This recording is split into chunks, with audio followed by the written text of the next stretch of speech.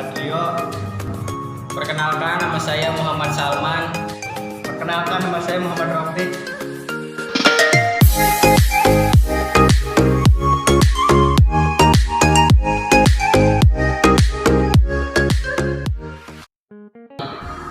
Transportasi merupakan salah satu penunjang dalam kehidupan sehari-hari, baik di pedesaan maupun perkotaan, di mana transportasi dapat mempermudah untuk menuju ke suatu tempat yang dituju. Dalam perkembangannya, transportasi dari masa ke masa terus bergerak perlahan, bahkan terus berevolusi secara sedikit demi sedikit. Dulunya mode transportasi dibantu dengan pemanfaatan hewan untuk perjalanan di darat dan penggunaan rakit untuk perjalanan yang melintasi sungai. Perkembangan transportasi setelah zaman industrialisasi berjalan dengan sangat cepat. Inovasi berkembang sangat cepat, demikian juga penggunaan transportasi berjalan dengan sangat cepat. Dimulai dengan penerapan mesin uap untuk angkutan kereta api dan kapal laut, kemudian disusul dengan ditemukannya mesin dengan pembakaran dalam. Penemuan selanjutnya yang sangat mempengaruhi sistem transportasi adalah dengan dikembangkannya mesin turbin gas yang kemudian menjadi turbojet yang digunakan pada pesawat terbang. Di transportasi laut, penemuan yang spektakuler adalah dengan pengembangan bahan bakar nuklir banyak digunakan untuk kapal selam. Berkat kehadiran ilmuwan dan orang-orang penting di bumi ini untuk menciptakan teknologi alat transportasi baru menggunakan mesin, sehingga manusia tidak perlu melakukan hal yang tidak sewajarnya kepada makhluk hidup lain seperti hewan.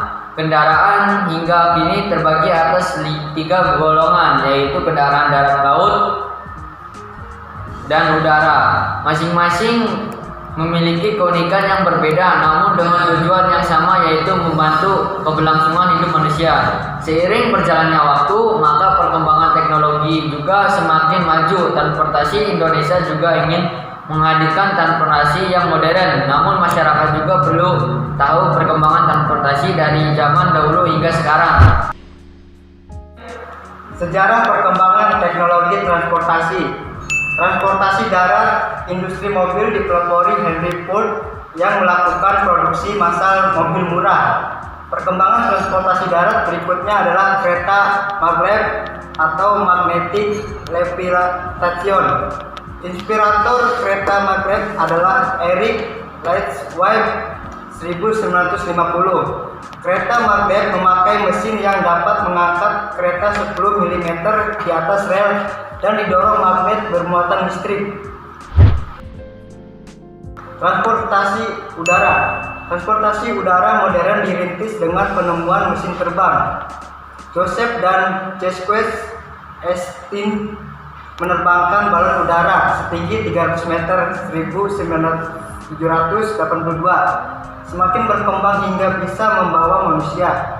Berikutnya ditemukan pesawat terbang bernama Kitty Hawk oleh Orville dan Wilbur Wright 1903. Henry Fonda menemukan pesawat jet 1905. Transportasi air. Teknologi transportasi air berhubungan dengan penemuan mesin uap oleh James Watt.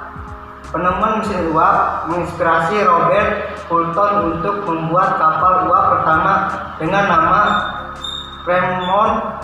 Pengetahuan mulai muncul pada abad ke-19. Kapal selam ditemukan Cornelis Drebbel. Sejak Perang Dunia I, kapal selam semakin terkenal. Transportasi yang digunakan pada zaman dahulu. Pada zaman dahulu, mungkin teknologi tidak secanggih saat ini. Namun sebagai masyarakat Indonesia wajib mengetahui perkembangan teknologi transportasi di Indonesia. Berikut ini adalah transportasi yang digunakan pada zaman dahulu, baik di darat, laut maupun udara. Di antaranya adalah 1. Penggunaan alat transportasi darat. Pada zaman dahulu masih menggunakan alat transportasi yang sederhana untuk penggunaan alat transportasi darat. Pada masa itu masih menggunakan pedati, delman, dan juga kuda. Hal itu dilakukan dengan tujuan untuk memindahkan barang dari satu tempat ke tempat yang lainnya. Karena penggunaan alat transportasi yang masih tradisional, maka waktu tempuh pun sangat lama dan juga terbatas. Pada zaman dahulu, kendaraan tersebut dilakukan untuk membantu kegiatan sehari-hari. Mungkin sekarang masih ada beberapa masyarakat yang menggunakannya, namun sudah sangat jarang. Kemudian muncullah sepeda pertama yang tidak memiliki pedal atau kayu. Setelah itu, seseorang yang berasal dari Skotlandia menemukan pedal atau kayu pertama untuk sepeda di roda belakang. Pada masa itu, sepeda merupakan alat transportasi yang sudah cukup modern. 2. Penggunaan alat transportasi laut. Bukan hanya di darat saja, namun di laut juga memiliki alat transportasi yang digunakan untuk masyarakat. Namun pada saat itu masih menggunakan alat transportasi yang terbatas, yakni hanya dengan menggunakan perahu dayung yang dirakit. Perahu tersebut digunakan dengan bantuan tenaga manusia. Ada juga perahu layar pada masa itu yang digerakkan dengan bantuan tenaga angin. Hal itu pun bisa menyebabkan memakan waktu yang lama. Meskipun begitu, alat transportasi itu tetap digunakan untuk mengangkut barang dari satu pulau ke pulau lainnya. Muncullah mesin diesel yang bisa menggerakkan kapal, yaitu mesin uap. Ada juga dengan menggunakan tenaga nuklir kapal tersebut bisa digerakkan. Pada tahun 1840 mulai dipakai baling-baling yang berada di belakang kapal dan juga berada di dalam air. 3. Penggunaan alat transportasi udara. Pada zaman dahulu juga terdapat transportasi yang melewati lintas udara, namun juga masih menggunakan alat yang terbatas, yakni hanya dengan balon udara dibuat oleh Montgolfier pada tahun 1783. Pada masa itu, balon udara bisa terbang karena diberi udara panas yang berasal dari hidrogen yang dibakar. Namun hal itu sudah tidak dilakukan lagi karena akan memicu terjadinya kebakaran, sehingga balon udara di zaman sekarang sulit ditemukan dan hanya ada pada waktu-waktu tertentu seperti acara festival. Alat transportasi yang digunakan pada zaman sekarang. Pada zaman sekarang perkembangan teknologi transportasi di Indonesia juga sudah semakin maju. Hal itu dikarenakan perubahan yang semakin cepat dan juga canggih. Berikut ini adalah alat transportasi yang digunakan masa sekarang. Di antaranya adalah yang pertama, penggunaan alat transportasi darat. Semakin canggih alat transportasi, maka semakin cepat pula waktu yang digunakan untuk menempuh jalan, sehingga tenaga yang digunakan juga tidak terlalu menguras energi manusia. Saat ini sudah memakai kendaraan seperti motor yang menggunakan mesin.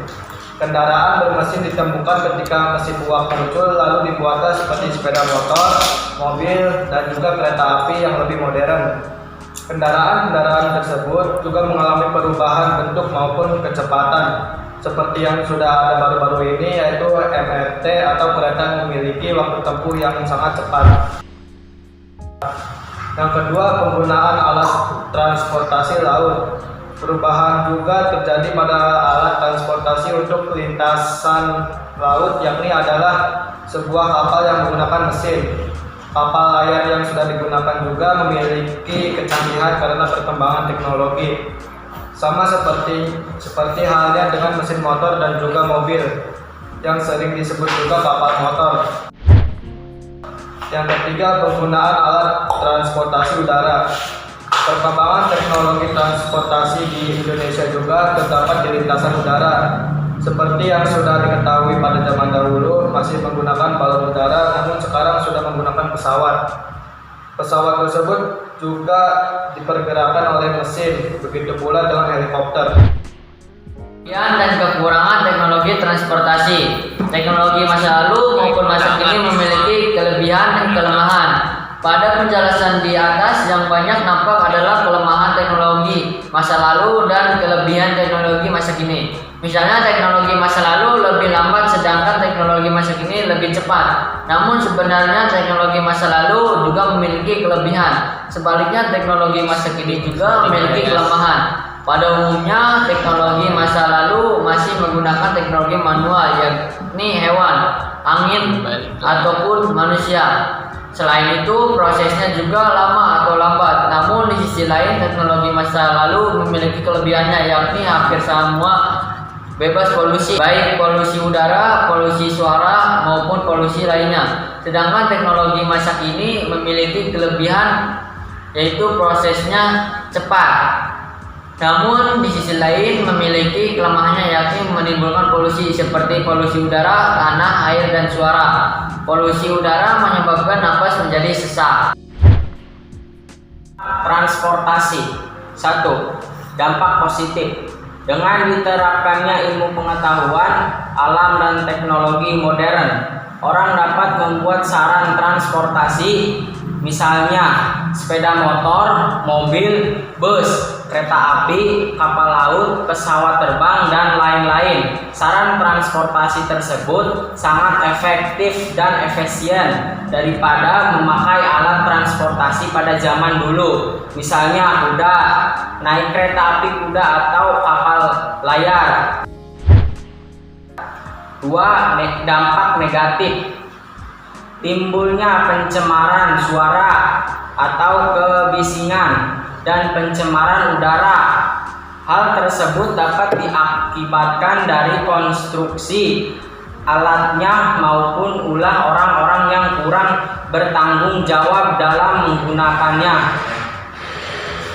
Sarana transportasi yang menggunakan bahan bakar minyak bumi menyebabkan iritasi pada mata, kulit, saluran pernafasan, serta paru-paru. Dengan perkembangan teknologi, perubahan alam menjadi tidak estetis. Pencemaran suara dan pencemaran udara padat mengganggu psikologis maupun fisiologis manusia. Buruknya lahan-lahan pertanian yang produktif karena dipakan untuk menampung kebutuhan akan jasa transportasi. Sekian dari kelompok kami. Mohon maaf bila ada kesalahan kata atau ucapan ataupun salah materi tentang yang kami bahas. Semoga bermanfaat materi yang kami berikan. Wabillahi taufiq wal hidayah. Wassalam.